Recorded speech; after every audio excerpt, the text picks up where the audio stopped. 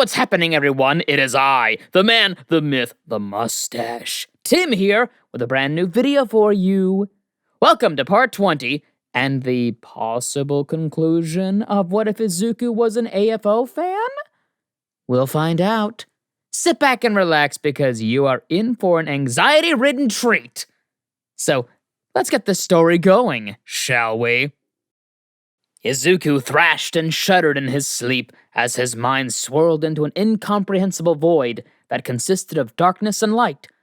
The teenager glanced around and immediately noticed he stood before 3 glowing flames, 1 black, 1 gray, and 1 white. The 3 flames slowly opened, a single eye in each of them, each one focused on Izuku. The black flame's eye glowed a deceptive green, the gray fire's eye glowed a destructive red, and the white blaze's eye glowed a hopeful light blue. Izuku's gaze felt drawn to the black flame the longer he kept eye contact with it. The other fires vanished from his dream. Or was this even a dream? The void around Izuku began shifting until he was face to face with himself? Wait, no, more than just one version of himself. His youthful self before he even had a quirk to his name. When he was in UA, and a reflection of how he was now. Each of their eyes glowed with a green light and darkness. First, the child Izuku spoke up. His voice echoed in the void around Izuku. And the other Izukus? Izukai? The other versions of himself. Sweet all for one, this was confusing. So, is it really how you imagined it'd be? I mean, when we were this young, we were never inspired by heroes. Sure, we found villains cool, but we wanted to be an underground hero back then. No need to lie, we are as you as much as you are us, and yet we are something more. The childish Izuku smiled as he marveled at his true self standing over him. So what if I did want to be a hero like Eraserhead? At first, I just wanted to stay out of the spotlights. You know how much I hate this age of heroes and wish to see it brought back to the first age of heroes. When fame didn't matter, when quirks didn't matter, when the rewards didn't matter. But then I found out about him. Everything was so free, so organized. All for one was crafting the perfect world. Izuku rebutted, and the youngest reflection of himself let its smile widen as it nodded with each word of passion. So true. We had never been happier than when we met All for One, Tomura, and Kurogiri. The league was so small when they found us. Still, when we were in UA, we recruited so many. Despite the fact we hid it well, you had your doubts. UA was your chance to be the greatest underground hero of all time. You even considered betrayal in order to achieve what we once desired as a young child. Yet, the pull of telekinetic wrath, its anger always pulls you towards cruelty, and All for One nurtured our cruelty. He and Tomura were the first to truly care for us for who we were, despite the dark side of our quirk. The variant of Izuku in his UA uniform spoke up with a similar echoing tone as the youngest variant. Who wouldn't hesitate? I had my head down among heroes for a long while. Of course I felt a little tug at my childhood dream, but that is all it was. A dream. I knew what I had to do, what I had to become, and who I was doing it for. Izuku shouted back at his weaker self that was so full of doubt and worries back when he was a turncoat inside UA. And have we become what we had to? Or did we sacrifice far too much of our humanity for the power and praise we hungered for? Was it worth it for us? His current self spoke back, perfectly echoing how he spoke and acted now when dealing with people. Man, no wonder people got pissed off at him when they saw him as a foe. Still, something was bothering Izuku about these 3. They always spoke as if they were all one and the same. None of them spoke in the first person, unlike the real Izuku did. I wouldn't change a thing. Every single step in my journey, every sacrifice I made was necessary, and nothing in this world or the next can convince me otherwise. Now what are you all? You clearly are not me, even if you pretend to be. Izuku glared at his carbon copies throughout the years until eventually they each started to burn away in black fire and combined into the flaming orb from before with its glowing green eye. We are one for none, but we are you, and you are us. We are the quirk that belongs to no one true master. That is the downside of our perfection. One for none echoed out in Izuku's voice before the boy shot up awake in a cold sweat on the floor of his bedroom, having fallen out of bed. Izuku heard his bedroom door opening and saw Tamura, who looked like he'd seen a ghost. Izuku, that quirk, it was in my head. One for none. It spoke! Tamura began scratching at his neck, something he hadn't done since the two boys first met. Izuku got up and grabbed Tamura by the shoulder with a brotherly grin. The unspoken bond of brotherhood between the two was all that was needed to calm Tamura about the nightmarish visions One for None had given him. But, in all honesty, it calmed down Izuku about his own visions.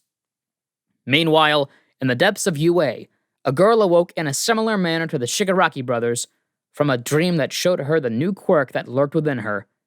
The quirk held no loyalty to any hero nor villain. It revealed not its existence within the other hosts to the other holders, only its presence in its current hosts, testing their beliefs and resolve. Izuku sat at a small table with Tamura, Dabi, and Kyoka, discussing the plans for Operation Emergence. Tamura leaned back in his chair, still pondering on the visions that had clouded his dreams last night, and Izuku knew this was on his brother's mind instead of the meeting. But it didn't matter right now. This was what was imperative. Dabi kicked his legs up on the table, whilst Kyoka looked over a map of a skyscraper. So Izuku, you really think this plan will work? I mean, I can see a few parts working out, but how the hell are you supposed to lure Destro out for a one-on-one? Dabi looked over at Izuku as he raised an eyebrow. Easy. It's Destro, the prodigal descendant of Destro. Pride will be his downfall. He won't turn down the chance to show to his followers he can beat the second most wanted villain in Japan, especially when I add the tantalizing caveats. Izuku smirked as he waved a book on Destro's philosophy in one hand before decaying it quickly. And the best part is when I win, he'll hand over his entire organization to us of his own free will. Unlike Overhaul, I won't need to use One for None.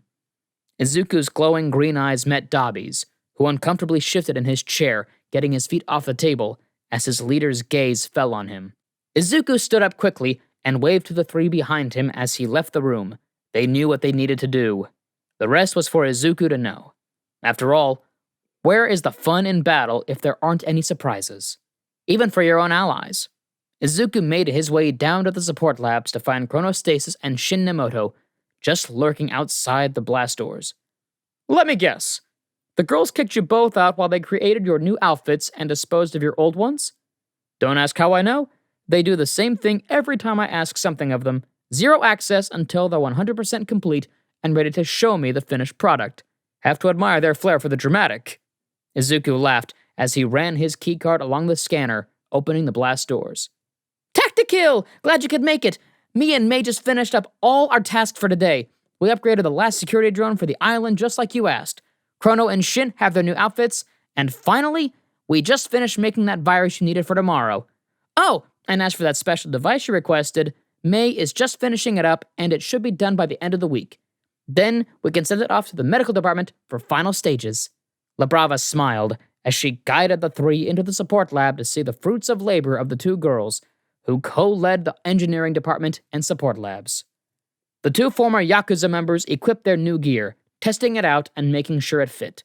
While Chronostasis decided to keep things simple for when he'd be working in the biolabs, Shin Nemoto, on the other hand, had a far more interesting design choice, which was a high-tech anti-biohazard-themed suit. Izuku and Tamura spent the rest of the afternoon calming each other's nerves and gathering everyone from the Phoenix Squadron and the Vanguard Action Squad for a big announcement. With everyone present, Izuku spoke up with his brother flanking him to his left. Thank you for coming, everyone. As you've been told, there is an announcement of great importance that both I and Tamura wish to provide. Tamura, my elder brother, is now the holder of the All-for-One quirk. Toga, please step forward. Hesitantly, Toga slowly approached the two leaders of the League as the eldest Shigaraki reached out for her head. Toga winced, expecting to lose her quirks. But something was different. Energy flowed into the female villain. Toga, you are now the holder of Blood Curdle, also known as the quirk of the Hero Killer. Tamura and Kurogiri broke into the morgue especially for that quirk. Everyone who has been gathered here will also receive a new quirk to use against the Meta Liberation Army. Toga grinned widely at the realization she now had Stain's quirk. Each League member present was given a new quirk to use in the battle against the MLA, should Izuku's primary plan need to fall back on the contingency plan he had already set up. Redestro relaxed in his office, calmly within the MLA headquarters, until the television in the office activated unexpectedly, showing the infamous symbol of the League, the skull of All Might calling out that it was dead. Izuku's voice called from behind the image. Esteemed members of the Meta Liberation Army, your leader, Redestro, is weak. He is incapable of leadership without his advisors, and only holds his position due to his lineage. His quirk's strength is the only thing that he really has to argue against my point. Yet, is that really enough? Redestro, I challenge you to a one-on-one duel. I will even fight you quirkless just to prove my point of how weak you really are. On the other hand, you can fight me with your quirk if you so choose. Regardless of what path you pick, we will prevail. At Izuku's closing remark, the TV cut out and Skeptic burst into the room to see an infuriated Redestro who was about to tear his desk in half. I see it was as I feared. That message went to everyone in the building and the surrounding town. Seems Tactical knows who we are, who supports us, and where we're all based out of. What's the plan? Skeptic asked with a worried expression, as Redestro panted heavily, rubbing his temples. Simple! I shall accept his challenge! This boy has grown cocky and prideful ever since he escaped the clutches of the heroes and stole our UA spy into the LOV's ranks. He wishes to fight me like a pathetic quirkless whilst I show him the strength of one with a truly powerful quirk. Then I shall happily oblige and kill him as an example to the rest of the unruly LOV. If they want a war, we shall give them one. Prepare everyone for their arrival once I'm done crushing Tactical.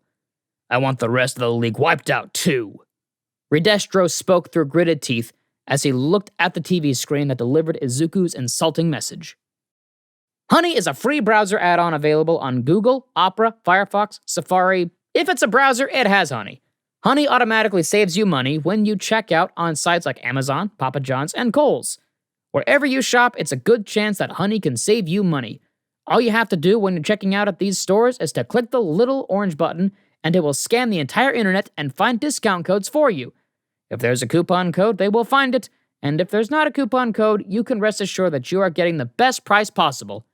If you install Honey right now, you can save $50 to $100 on your shopping doing nothing. There's literally no reason not to install Honey. It takes 2 clicks. 10 million people use it. 100,000 5-star reviews. Unless you hate money, you should install Honey. The clock ticked to 10 p.m. within the area known as Deku City, and the challenger to Redestro made himself known. There was no need for stealth, not for Izuku. No, he wanted them all to have their eyes on him and Redestro alone. Timing would be everything in this battle. Otherwise, Izuku would indeed lose. He watched the clock connected to his HUD tick along, growing closer to 10:10.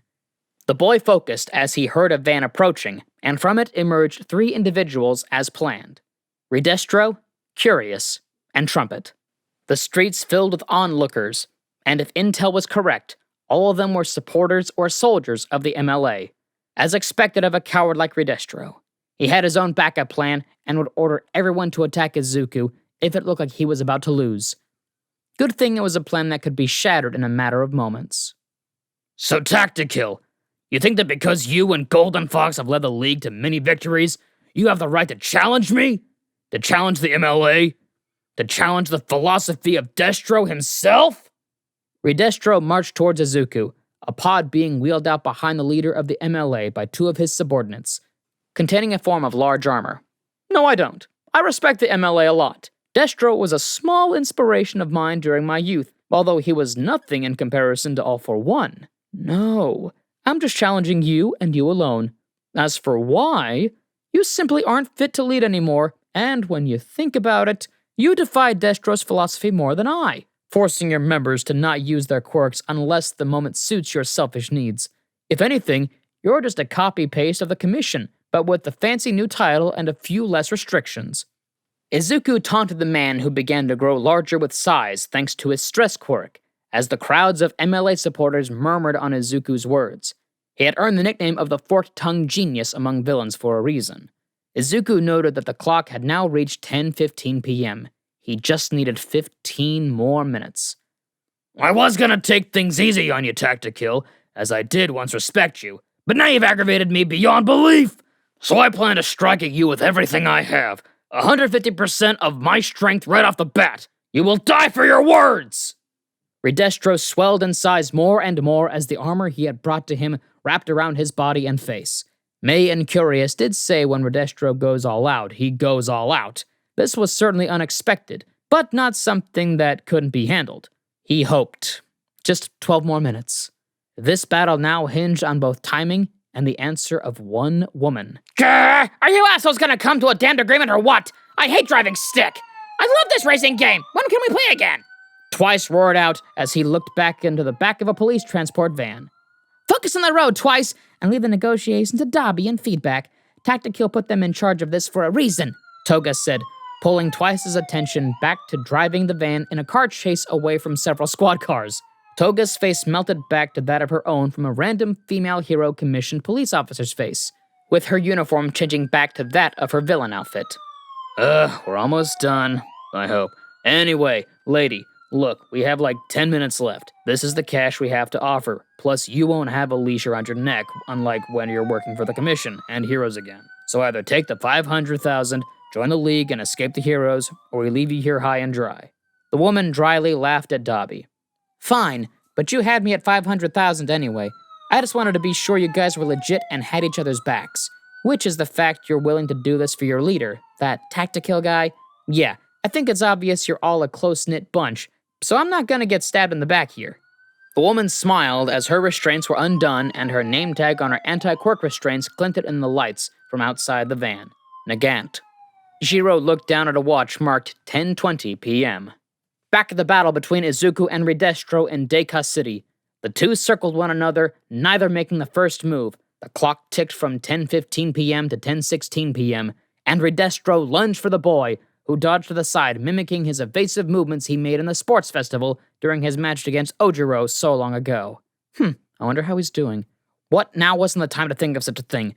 In fact, there was never a time for such thoughts. Heroes had no place in Izuku's mind. They shouldn't. Still, Ojiro was an honorable opponent, and wasn't a predictable brute, like Redestro was in battle. 10:20 p.m. Just 10 more minutes and they should be here. During Izuku's various dodges and evasions, he made sure to taunt and mock the supposed heir to Destro's legacy. All the while, Skeptic had been terminated from the equation by Inquisitor, Mustard, and Labrava, who had been taught to use her love quirk on those whom she doesn't just love romantically, but in the other forms of love too, such as friendship and family. Slaying Mantis, Spectre, Pentagonist, and Gremlin secured the rest of the tower as Labrava and her team uploaded the virus to the MLA's electronics and support gear, putting it all under Labrava's control. 10:23 p.m. Not much longer, Izuku, not much longer. Izuku smirked as he readied himself for the plan to fall into place. Everyone was where they needed to be. It all hinged on not dying in the next 7 minutes of battle, which was definitely getting harder and harder. Looks like Izuku had become too reliant on his quirks. So many killing blows were narrowly avoided, and Redestro was getting too close for comfort with each swing. Stop smiling, you arrogant little brat! Redestro bellowed as he smashed his fist into the ground, the shockwave managing to strike Izuku off balance. Really think Redestro will kill Tactikill? Curious's voice spoke up to Trumpet, and as the man went to reply, his eyes glazed over as the voice of Curious changed to that of Shinzo, who was lurking around Trumpet's van disguised as one of the MLA supporters. Ignore all orders from Redestro until he's defeated. He smirked under his voice alteration support gear as his watch ticked over to 10:24 p.m. Izuku leapt to his feet, narrowly evading the grasp of Redestro as the teen let his metallic claws emerge from his back. Using the claws and his size to his advantage, Izuku now utilized his increased agility to draw the battle out longer and longer. 10:27, 10:28, 10:29. At precisely 10:30 p.m., it all sprung into action. Redestro's armor was shut down as Labrava's virus hacked it. Kurogiri warped in Lady Nagant, Twice, Dobby, Toga, and feedback to a nearby rooftop. Nomu began filling the skies, led by a massive dragon-like Nomu and Ragnarok, whilst Fenrir and Hel led Nomu through the streets. The city was practically captured in minutes. Redestro screamed for Trumpet to order a counterattack, but he was just ignored, and not just by Trumpet, but by everyone gathered there, all of which had this blank stare, from Mind Terror working his way through everyone in attendance, all given the same order as Trumpet. Comms were no longer working. Redestro was cut off, and it was now truly just him and Izuku. At least, that's what he thought. A dart shot in the back of his neck as Lady Nagant smirked. While not a quirk erasing bullet, the dart was a reverse-engineered design on trigger, designed to have the polar effect of the drug, causing Redestro to get weaker and weaker the more he used his quirk. "Let's end this!" Izuku laughed as he withdrew 2 blades from his pack, dual-wielding them, whilst his claws retracted and long blades emerged from what was their metallic palms. The battle was hardly even that, as at this point Izuku carved at Redestro with the speed of Inquisitor, the ferocity of Toga, and the determination of Stain. Izuku pointed all 4 blades at Redestro's neck as the man kneeled before him. Thanks to Shinzo's command, everyone snapped from their daze to witness Redestro on his knees, unable to continue fighting, his quirk exhausted, and 4 blades aimed at his throat. I yield. You beat me without even using a quirk, and I fought you with everything I had along with my quirk. I am unfit to carry Destro's legacy. You were right. Izuku smiled warmly at the man. Good. Then you'll have no issue with your entire organization joining the League of Villains now, will you? Izuku's smile widened as the blades pulled away ever so slightly from Redestro's neck, but remained poised to strike him down at any second. Gradually, a warp gate opened as Tamura walked out from it, looking down on the kneeling man, then towards his victorious brother. No problems here. The MLA is no more. Consider us all members of the League of Villains. We're yours to command. You are all far more powerful. Tamura and Izuku smiled at each other as the crowd murmured and whispered, looking at their new leaders, only to witness Izuku impale Redestro using his 4 blades, as Tamura reached out and not only stole Redestro's stress quirk, but decayed the man who was now deemed useless by the Shigaraki brothers. It was as Izuku had said. They had prevailed. And that's the video for the day, so thank you all for sticking around. I hope you enjoyed this part. Before I go, there's some housekeeping. First, I want to thank some of our patrons. BD Flames, Ethan Davis, Terry Chills, Shifter Meals, Adam Zadgel, Zill, Zabbeat03, and Joshua Phillips. Second, I also want to thank some of our YouTube members, Toy Acosta, Rob the King, Sith Lord 906, CF2364 and Knuckles, Rimyu Tempest, Angel Juarez, Donald C. Stewart, Bryant Greer, and Demonized Fox. Third, if you're in the mood for some more great storytelling, We the Celestials has got you covered. Our We the Celestials, My Hero Academia, and Naruto What If channels retell the story of their namesake anime with a twist. Check it out if you're interested. Fourthly, on behalf of We the Celestials, I want to thank everyone involved in today's excellent content production. Their details can be found in the description below. And finally, if you like what we do here with the Celestials, I want to extend an invitation to join our team. There's only one caveat: you must be 16 years or older to join our crew. You can sign up for whichever category fulfills your interests by joining the recruitment Discord using the link in the description below. But that's it for today's video, so thank you all for watching and have an amazing day. And as always, be kind to yourselves, be kind to others, and stay awesome. This has been Tim. Mustache out!